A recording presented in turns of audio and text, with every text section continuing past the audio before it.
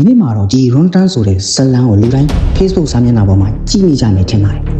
ဒီဇတ်လန်းကအလွန်အင်မတန်ရက်စက်ကြမ်းကြုတ်မှုတွေပါဝင်နေပါတယ်ဒါပေမဲ့ဒီဇတ်လန်းရဲ့နောက်ကွယ်မှာတကယ်ဖြစ်ရမှန်းဇတ်လန်းတစ်ခုရှိနေပါတယ်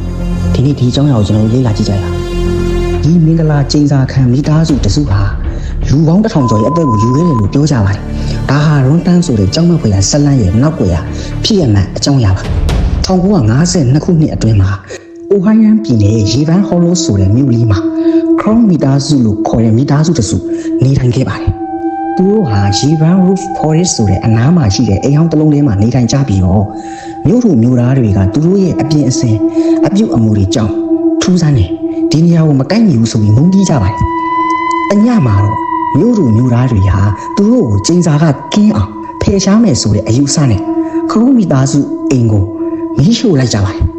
ဒါပေမဲ့ခရုံးမီသားစုကမသိပါဘူး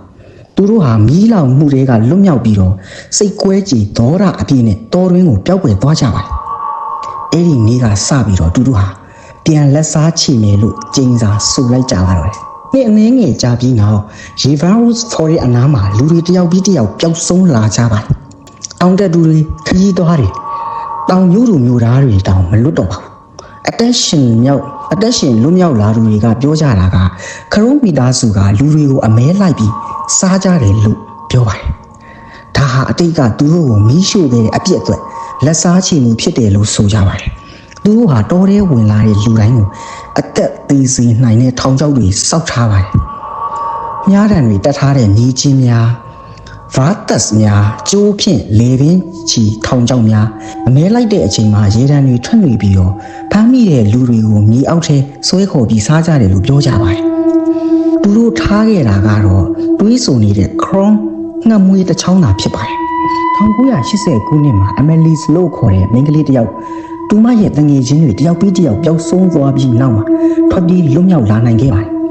သူမပြောတာကတော့ထွက်ပြေးနေစဉ်မှာခရိုးမီသားစုဟာနားထဲမှာတူပြောနေကြတယ်လို့ကြားရတယ်လို့ဆိုပါတယ်မင်းတို့ကငါတို့ကိုမီးရှို့ခဲ့တယ်အခုတော့ငါတို့ကမင်းတို့ကိုမီးရှို့မယ်ဒီနေ့အထိရေဗန်ရူစ်ဖော်ရက်ကိုဝင်ရဲတဲ့သူမရှိတော့ပါဘူးဒေတာကန်တွေပြောကြတာကညဘက်တောထဲမှာရေတံတွေခြေတံတွေကိုကြားရတတ်တယ်လို့ဆိုပါတယ်တောဝင်ပေါက်မှာခရိုးငှက်မွေးတစ်ချောင်းမြင်ရင်မဝင်ပါနဲ့အကြောင်းကတော့ခရိုးမီသားစုဟာအခုထိအသက်ရှင်နေပြီးလက်စားကြည့်ဖို့စာလောင်စွာစောင့်နေတော့မယ်ဖြစ်တယ်လို့ဆိုပါတယ်